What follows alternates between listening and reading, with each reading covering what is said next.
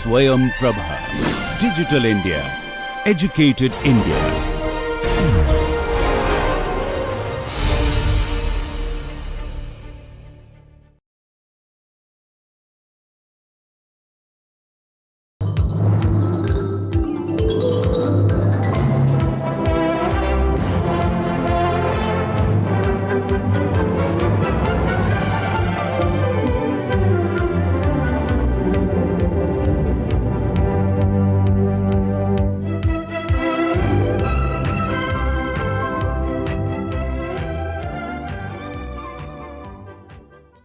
I am going to discuss the concerns of organizational interdependence. This is because at the end of the day, no organization is an island. There is a little bit of a debate whether organizations are closed systems or open systems, and whatever they be, to what extent are they closed or to what extent are they open. This is not the time to raise these issues.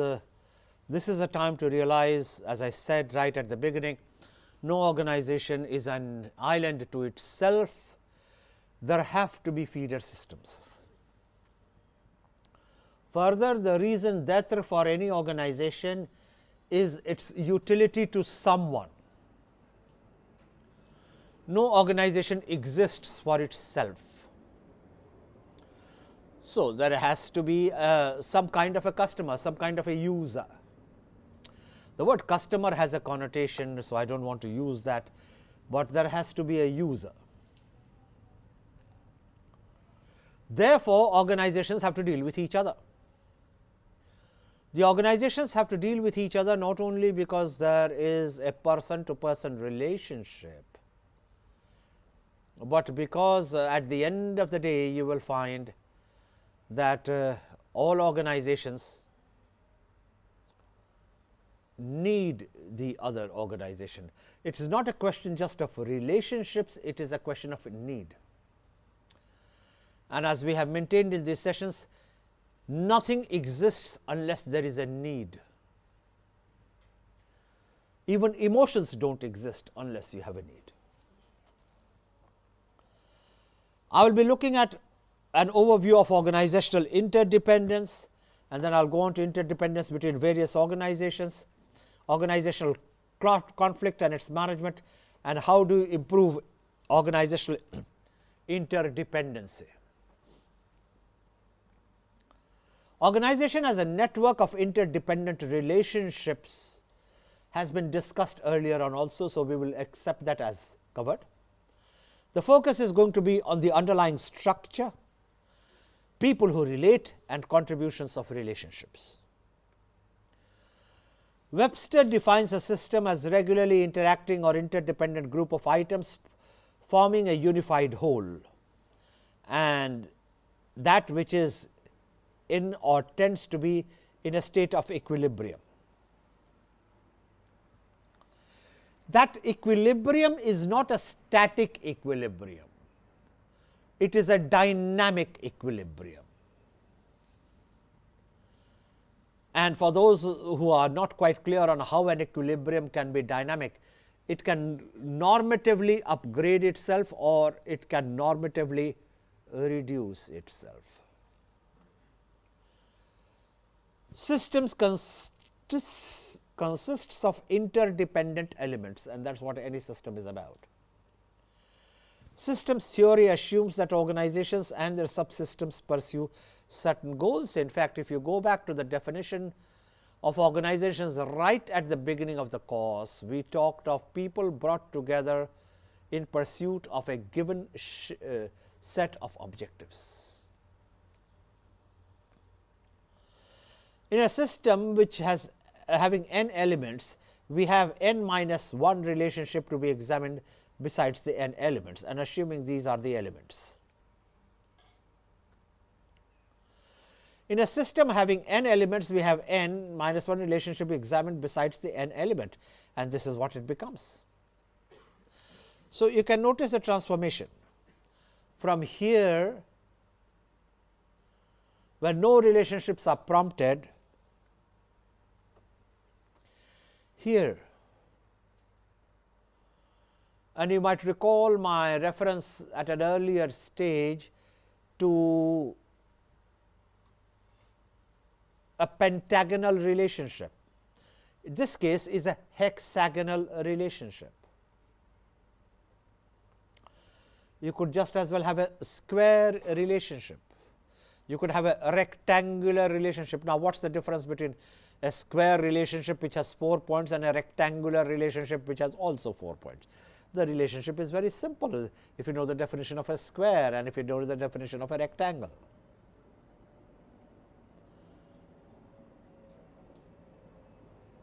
A case where the latitudinal relationship is wider than the longitudinal relationship would be a rectangular relationship, which means what? It is a flatter organization, and these are serious concepts. An organization which is diverse, widely spread, with little interaction amongst themselves, may have intensive interactions across the hierarchies.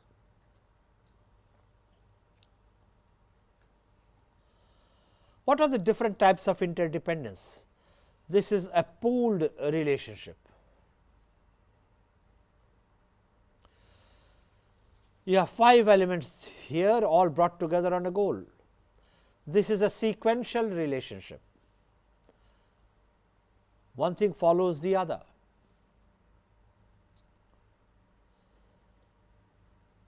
I was talking of mechanization, automation, computerization in a sequential relationship. Computerization did not come first, mechanization came first. In fact, the root of industrial revolution is itself mechanization. We covered all that. This is a reciprocal relationship. You have got different goals, but you are brought together because of exchange relationship. A lot of relationships in life are reciprocal relationships. In fact, every adult relationship is a reciprocal relationship.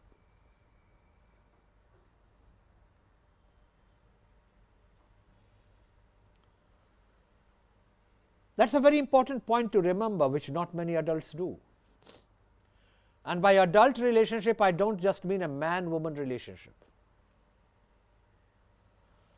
I mean any relationship between 2 adults, a father and son, 2 brothers,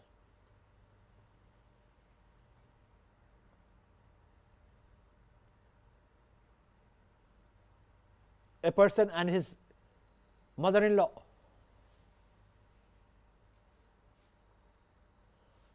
teacher and taught, a helper and an employer at a domestic front, say. That helper will not stay in your domestic environment unless he needs that job. And you will not keep that helper unless he meets your bill or your requirements. Therefore, if you want to keep a relationship, it is very important to ask, which I am afraid as a matter of almost a habit, I am happy to say at least almost, which means there is still some hope. In a matter of relationship, we are constantly asking, give me more. I do not have enough.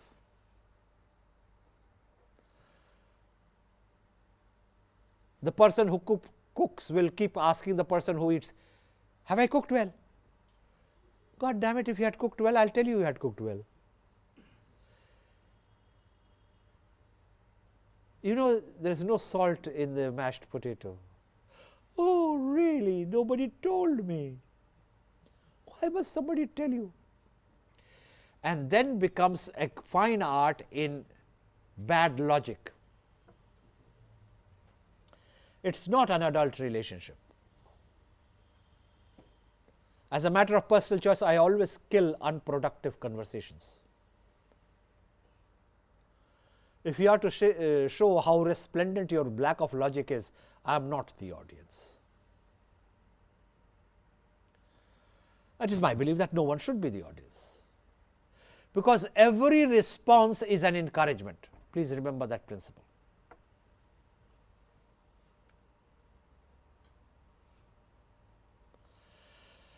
The same logic applies at organizational interdependence. Why would another organization deal with you unless it had a benefit in it, unless its need was met?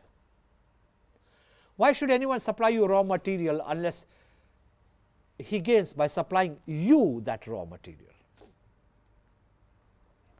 And why should anyone serve as your distributor unless he gains by being your distributor? Forget social service league. I mean, that's a different ball game altogether. Even in social service league, people do things because there is an advantage for them. How do you establish organizational needs? By making an inventory of your own requirements and selecting the best supplier of the same. Utilities, services, raw materials, these are inputs, not an exhaustive list. And the outputs are distribution systems, public relations. The diagram which I am showing to you shows what are the inputs for an organizational situation, and I have listed human inputs. You need to recruit people. So, there is a supply market. Go back to what you have discussed in this course earlier on.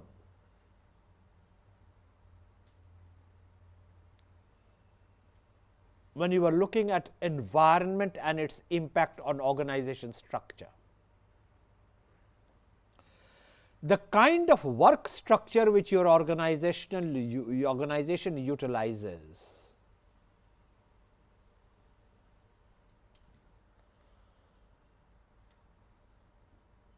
will make an impact on your organizational environment. Your organizational environment will in very rare cases be better than the outside environment. If there is corruption there, there will be corruption in the organization. If there is a propensity to jump the queue there, there will be a propensity to jump the queue in the organization. If work gets done in the environment through interventions, there will be an attempt to get your work done within the organization through interventions. Very many times, organizations take on the characteristic of the external environment, not because they consciously choose to, but because the people permeate the organization and tend to bring the culture of the organization, OFF, and make it culture of the organization. Very rarely you will find people who can behave in a particular manner outside the organization, which will be different from the way they will behave inside the organization. And you are the oddball out if you don't follow it. And I don't want to talk of anyone else in such intimate matters, but I will give you an illustration from my own life. I do not encourage small talk. I have no time for it. I might even add no patience for it. If somebody wants to see me, I want to know why. And the answer is very simple. I block that kind of time for him depending upon the kind of issue which he seeks to raise.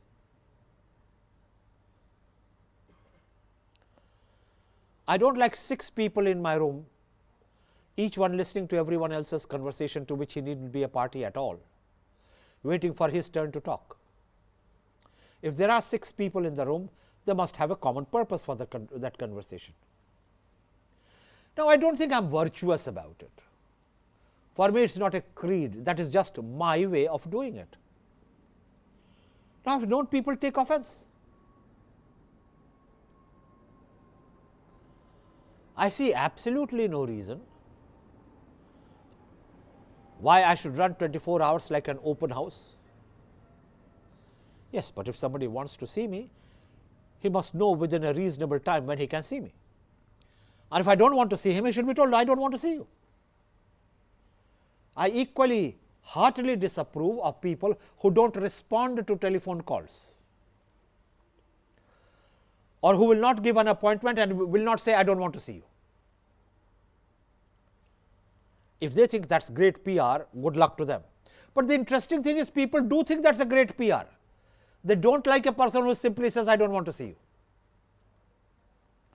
Again, a factor of the kind of environment you live in.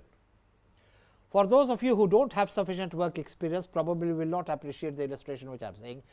In this God's own country, and I don't mean a particular state, I mean this whole country, people put more weight on talking sweetly than in talking correctly. People don't want to be told the truth. People don't want to be shown the mirror. People claim all the privileges for themselves and all the discipline for the other person. So be it. My purpose in raising it here, if that's the kind of environment you bring in, that's the kind of environment which will be in the organization.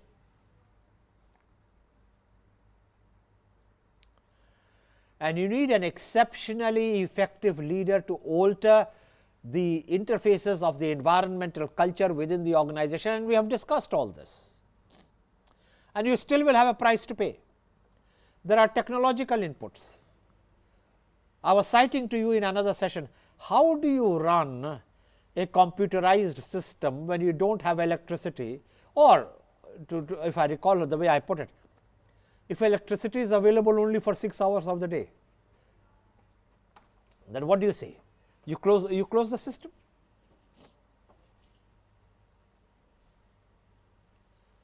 And if you close the system, why have it computerized anyhow? Then go for a manual system. Going for a manual system or computerized system because everyone else in that domain has gone for computerization, I think is plain lack of thinking. So, technological inputs. There are organizational inputs.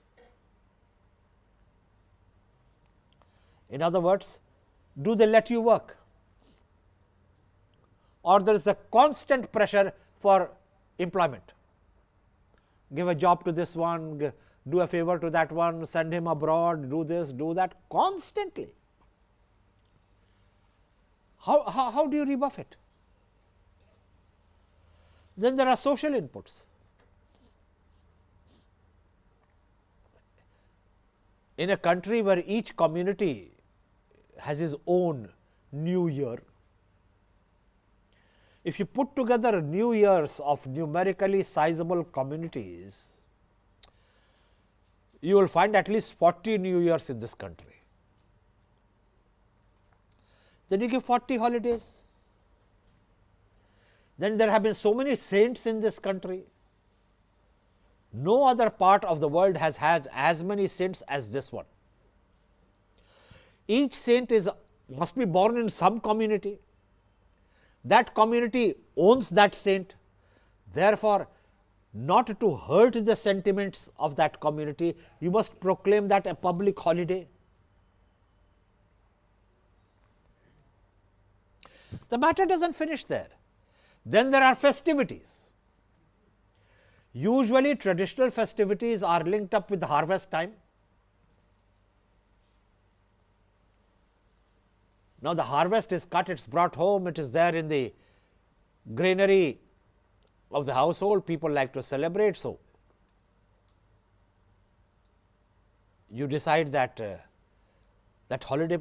So, if you put together the number of New Years, the number of saints, the number of harvesting season for something which is climatically as diverse as us, look at the number of harvesting seasons you have.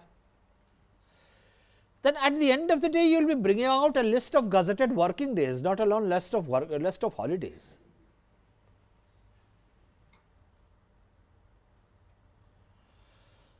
Now, happily, we haven't reached that stage yet. Who knows, one day we may be so blessed. I may not be even around to witness that happy situation where you will have a list of gazetted working days, and even then somebody will die that day. What do you do? And in the meanwhile, new saints will be born. After all, you can't say that by an act of legislation that no more saints will be born. I mean, there will be new saints which will be born. These are social inputs. How do you create an organization which does not lead to social inputs? Therefore, my proposition to you is very simple. Whether I am making a light-hearted quip or I am serious in my elaboration is immaterial. There are serious social inputs to the running of an organizational situation, and that causes organizational interdependence. And incidentally, I haven't yet counted the hartals, the bunds, then work according to rule, then cholbena. I mean, this country is so full of such a rich collection of industrial slogans. Not for me to comment, because I don't like to comment, but by the same token you will agree what I am saying is not untrue. If it is not untrue, these are social inputs in an organizational situation. Then there are outside inputs. You have to generate activities. Now, the fellow will not come. He will say he will come on at 10 o'clock on 11th of February. You can rest assured he will come at 11th of January, he will come at 11th of March, but he will never come on 11th of February. And when you tell him why you didn't come, he says, I too gave you a date, I couldn't observe it, so what? And if he is properly educated, he would say big deal. But whether he is saying big deal or whether he is saying so what, he is basically saying the same thing. He says, I don't care, you don't want to deal with me, don't deal with me.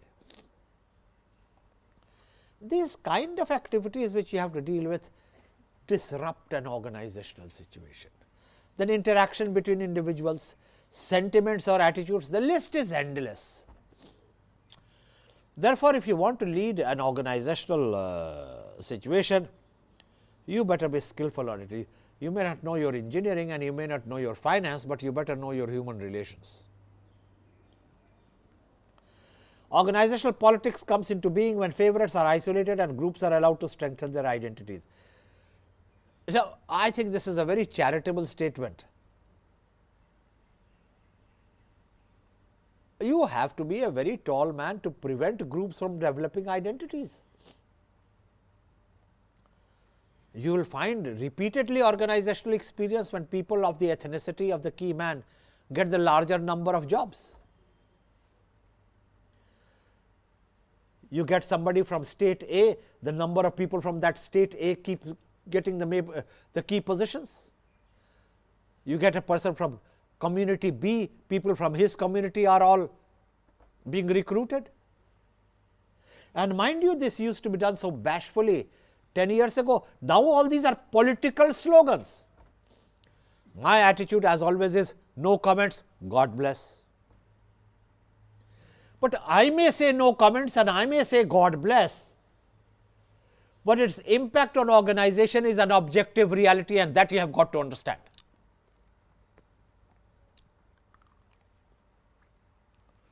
And this is where I emphasize that the outcome of these academic discourses is to encourage you to think. At the end of the day, through these sessions, you will be not knowing more organization theory and practice than exists in the libraries. At the end of the day, through your relationships through this medium, you will not have heard the last word on organization management. But it is the way the content is delivered. It is the application that is shown. It is the provocation which is provided to your thinking that will set some of you at least thinking about it. and therein lies the possibility of a solution. Please remember, I have said at the end of the day already once, and the expression will bear repetition for me to say it a second time. At the end of the day, if each one is reconciled to let the external pressures do what they are doing, then of course that is a conscious choice. And again, you know my attitude will be, so be it, God bless. What would be undesirable is people permitting a situation to continue without thinking about it, and that is unacceptable. And a situation prevails without the people exercising a conscious choice on letting it prevail. That would be terrible. So, my plea forever is taking a conscious choice on all that exists, and then we go from there. Politics arises for competition of power and influence. I do not entirely agree with this. I think politics is a very important ingredient of organizational functioning. After all, politics is the struggle for the control of power, and if you want your views to prevail, you do want your views to be shared by others, but then there are ways of sharing it. If you try to enhance your power and influence irrespective of the means and the consequences of it, and this is what made Gandhi great. Gandhi never used a negative means for a positive end. You may like Gandhi, you may not like Gandhi, that is your personal choice. You may like the biography of Mr. Mashruwala on Gandhi, very sympathetic, or you may be a follower of Erik Erikson, who wrote a scathing analysis of Gandhi's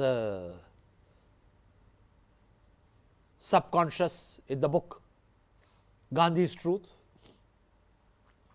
This is not the best time to get into it or discuss it. The proposition is very simple. Whether you liked Gandhi or you didn't like Gandhi, you have to accept the fact. And he was very much a part of the political process, make no mistake about it. He never used a negative argument to enhance his influence. And therein, I think, lies his greatness. And if I am not misunderstood for what I think I wish to convey, Gandhi should be the role model for any good politician. Then the character of politics would not degenerate. All that I am putting across is, if you want an organization to function properly, you will have to make sure that in trying to enhance your influence and power, you are not arousing negative sentiments. You are not arousing forces which are best left untouched. Because let me tell you one thing, and this applies to organizations as much as to societies. It is so easy to release a negative force, so difficult to contain it. Once you have generated a negative force, it takes its own course. I know of many corporate entities which have been threatened by this kind of a release of negative force. And there are illustrations. Obviously, since these are from the domain of my own consulting, my own researches, my own exposure, I might even say my own privileged knowledge, it is not right for me to refer to it in a public domain, but then you do not have to draw upon my experience to say it. Even if you look around yourself, you will find that there are organizations which have been brought to a stalemate situation because people who wanted to be leaders released negative forces in running it. It may be of caste, community, religion, industrial union, money, making allegations, anonymous letters, simple misuse of industrial action, you name it. Somebody released it. Never forget that this is a country where over 100 textile mills were held to ransom in Bombay for long months, in fact years, and these mills never revived. I am talking of the railway strike, the like of which is unprecedented in the annals of industrial history. And what happened to Mumbai after that? As mill after mill collapsed, and this is not history, this is contemporary industrial experience, as mill after mill collapsed, those manufacturing units never came up, but progressively and successively they were all converted into real estates. The process hasn't stopped yet, it still goes on. And if that's the way the productive units are to go, what is the future of manufacturing? That's the legitimate question to ask when you talk of organizational interdependence. Organizations compete in different ways, just as they collaborate in different ways. When organizations interact directly and compete for the same space, a fairly common example, I don't have to spend time on it, or diffuse competition. Organizations reduce one another's viability by depleting a limited common supply of resources. The classical example is, of course, fossil fuel.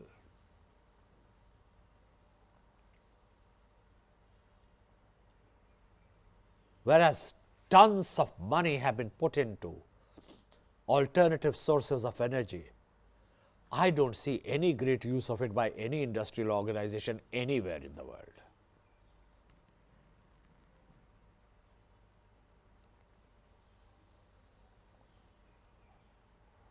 The moment you make this argument, the response is with barrage of statements which say, you see, but solar power cannot be put to industrial uses, but you see, tidal power cannot be put to this kind of thing, you see, wind power, oh, endless arguments. And my response again is, so be it.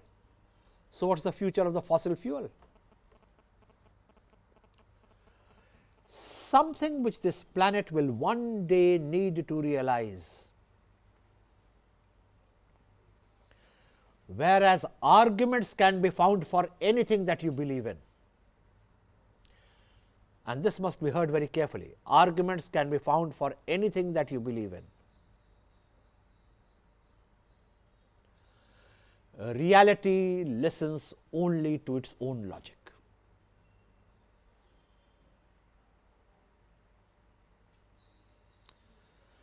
And reality is an objective situation. Therefore, like a mathematical derivation, like a geometric progression, if arguments can be found for anything that you believe in, and reality is listens only to the objective reason,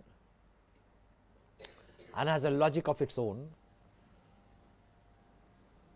the only logic that prevails should be the logic of reality. And if you bring it closer to the corporate world, unless we do see the linkages of alternate sources of energy to corporate productivity, a different world order will not be a reality. That is organizational interdependence. People are talking of climate change. It's both fashionable, current, and real. So be it. I don't see enough action on what could be a real alternate fuel. Therefore, my proposition, depleting a limited common supply of resources And what is the current fashionable argument? Oh, we are developed. We did what we did, but these issues were not alive. Now these issues are alive. Now you don't do it. And whether it is this round of discussion or that round of discussion, and I don't want to refer to well-known rounds of discussion which commerce and trade moves from. In fact, the truth is they dance from one round of discussion to another round of discussion, and the pun is entirely unintended. Interdependency should create a real sense of realism, not only in terms of an interdependent world, which is true, but in terms of interdependency of organizations. And remember, I am only talking of inputs and outputs at the present stage. Organizations need to sustain relationships with other groups to survive in the highly competitive business environment. Interdependent organizations need to cooperate and trust each other and make sure customers don't lose faith in them. Now, this is typical of the theoretical constructs people talk of. The managerial issues is, how do you cooperate when you really don't trust? How do you cooperate where deep in your hearts you are convinced you are smarter than the other person? How do you cooperate where at the bottom of it all you are convinced, where will the other fellow go?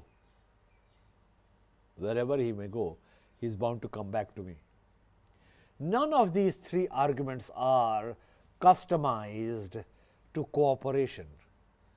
But then cooperation is a nice word to use, everyone wants to use it.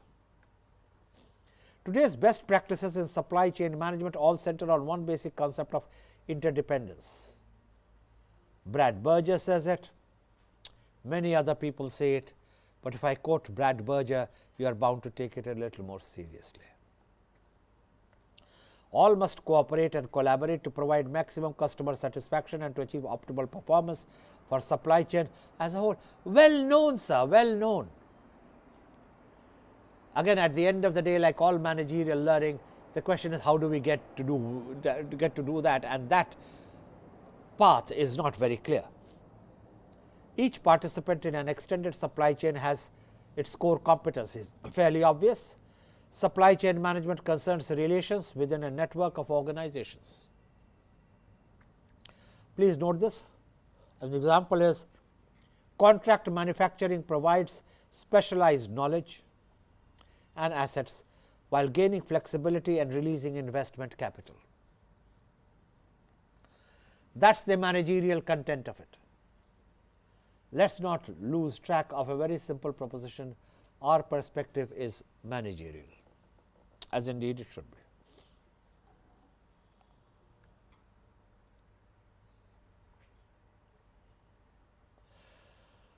The outsourcing distribution to a logistics service provider extends the supply chain to the customer. Of course, it does. A supply chain thus becomes a group of specialized organizations linked and managed for a common purpose.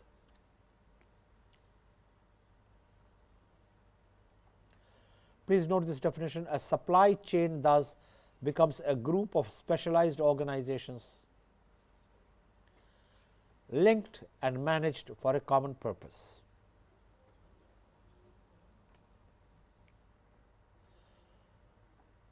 Benetton, the Italian clothing company, pioneered the network organization by creating outsourcing and subcontracting relationships both with its suppliers and its franchised retail shops. The labor-intensive production of garment assembly, finishing and ironing was shifted to small companies. While the company retained the capital-intensive and core operations, design, weaving, cutting, dyeing and quality control was passed on. As indeed it is done today not only by Benetton, but by any other brand name. What's so special about Benetton? Maybe it got off to the kickstart before others did, but this is the only one to run any mega brand name today. The attributes of the outsourcer-vendor relationships include commitment by both parties. Of course, commitment is an old-fashioned word, but the truth is nothing happens without commitment. Even success doesn't come without commitment. Relationships don't work without commitment. Professional excellence doesn't come out of commitment. In fact, doing yourself a favor doesn't come out without a commitment to yourself.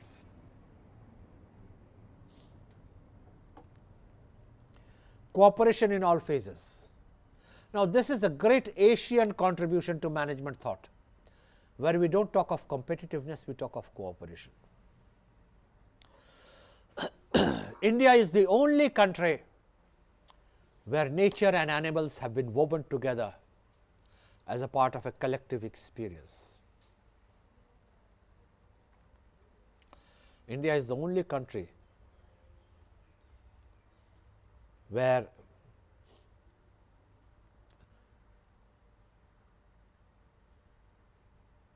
when you talk of the woods,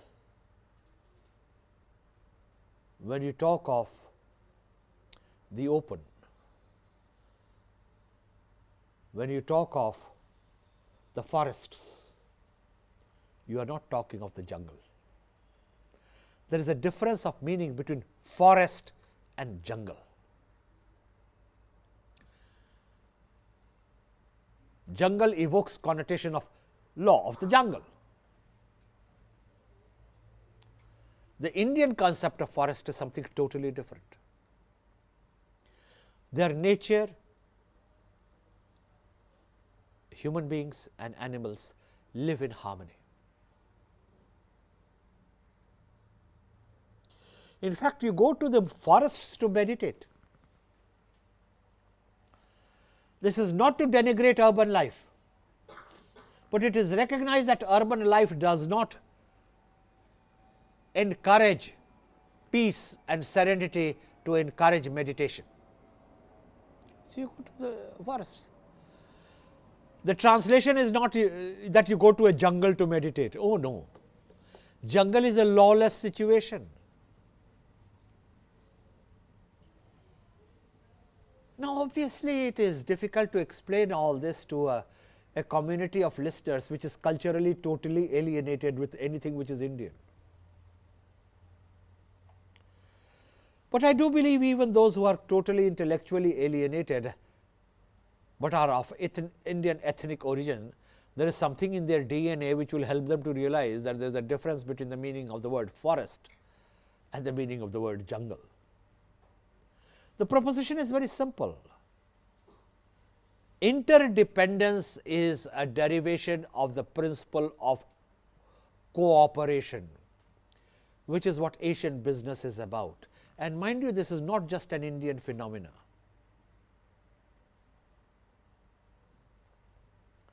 You find it, this is an Asian characteristic.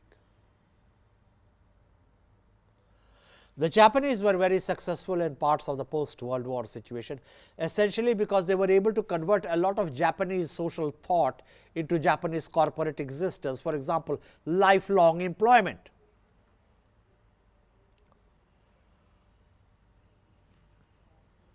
It was not hire and fire. In fact, hire and fire and lifelong employment are two opposite ends of the spectrum. And if you want to understand the success of the Japanese companies, it is because of their rare ability to do two things. One, they did not venture out of Asia for their manufacturing plants.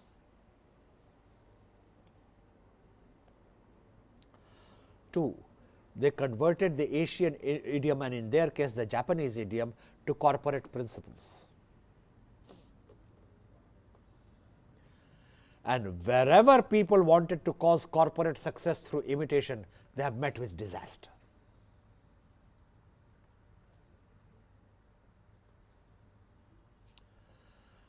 There are studies available on Chinese corporate life which show how well the Chinese have converted their own ethos into the corporate ethos of their work.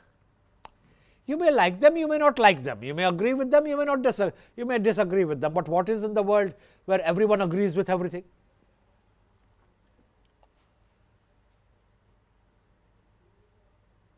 You name me one person about whom you won't find a few people who will say something nasty. You find me one situation where 20 people will say that was great and 5 will say, no, he shouldn't have done this. You know, that wonderful expression of superiority and a higher value system. No, no, no, no. And you know how that word no, no comes repeatedly through our sessions. No, no, no, no. He shouldn't have done it. Why? He stole your khet. No, he didn't. He ate away your food. No, he didn't. He stole your wife. No, he didn't. He stole your money. No, he didn't. Then why are you so worried? Let him lead his life peacefully. No, but even then, the argument will never be dropped. It will continue. But even then, the reason, when you lose out on everything, you want to be morally superior. And how are you morally superior to say, he may be more successful. That's okay. He may have more money. That's also okay. He even may be more happy. That's also chalenga ji. He may be even more healthy. We'll put up with that. But I am morally superior. He is nowhere near me. Now, I don't want to comment on that. All I am saying is, in terms of objective reality for corporate success, you should be able to convert the inter-organizational dependencies to valid corporate principles and on which there are no company's best practices. One of the biggest success of Parsis as businessmen in this country and abroad is because of their very rare ability to convert Parsi principles into corporate reasons. If I had the time, I would have discussed it, but the argument is so obvious that it doesn't really need a discussion. So, a respectful interdependence, flexibility in terms of conditions of contract, then of course, trust in each other, which is easier to talk about than practice. Vendor relationships, the administration of a contract between the customer and the outsourcer requires communication channels, conflict resolution channels, coordinating priorities and projects. Again, very basic principles, it's the must. In my limited experience of researching and consulting in the Indian corporate world, one of the biggest reasons why the Indian corporates have come to grief, they do not undertake project contracts with enough thought. The contract document, and I don't want to say anything harsh, but the contract documents are drafted in a way which shows that much more thought could have been given in it, because they don't spend time looking at clause to clause, and I'll leave the sentence incomplete.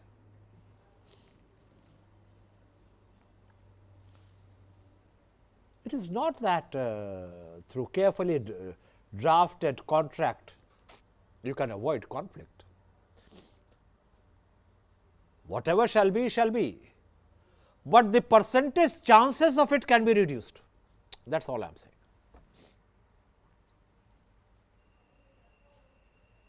And reduction of the percentage chances in itself is a major objective. This diagram, where the source is also identified, shows to you the vendor relationships in terms of attributes and processes, communication, coordinates, conflict resolution, flexibility, interdependence, trust, commitment, cooperation, cultural compatibility. This really sums up all that has been elaborated in the preceding few slides.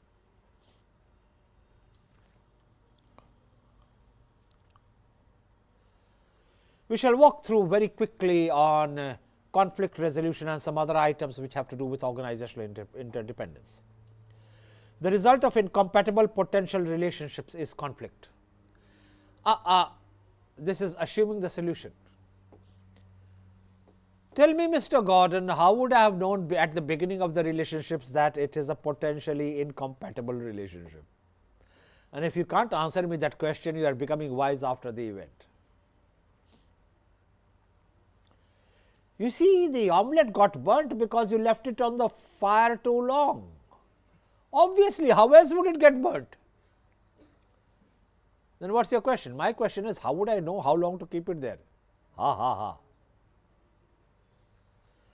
A lot of managerial recommendation is posthumous after you have known the cause of what did it. Brilliance lies in anticipatory and preemptive diagnostics, something which I have repeatedly tried to convey. Anticipatory and preventive diagnosis is the name of the game, not wise after the event prescription. You see, you fell into the ditch because you were talking to the person on your left and not seeing where you were going. Of course, why else would I fall into the ditch? What should I have done? You should have looked straight and watched the road and said, I will talk to you after I have crossed the road. Then at least it is preemptive. I also know that I fell into the ditch because I was looking to the guy on my left.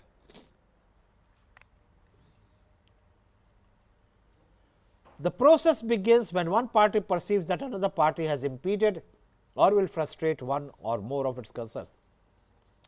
He is right here. This is how conflict begins. Conflict begins when one party perceives that another party has impeded or will frustrate one or more of its concerns. Enhances and benefits the organization's performance. Without it, there would be little commitment to change and most groups likely would become stagnant. This is functional conflict. In other words, like everything else, conflict can also be functional. You can use conflict for potentially useful purposes.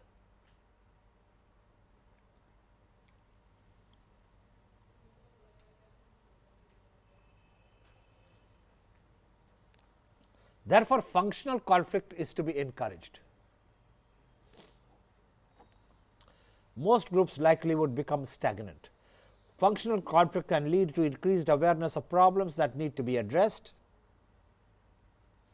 results in broader and more productive search for solutions, generally facilitative and positive change, adaptation and innovation.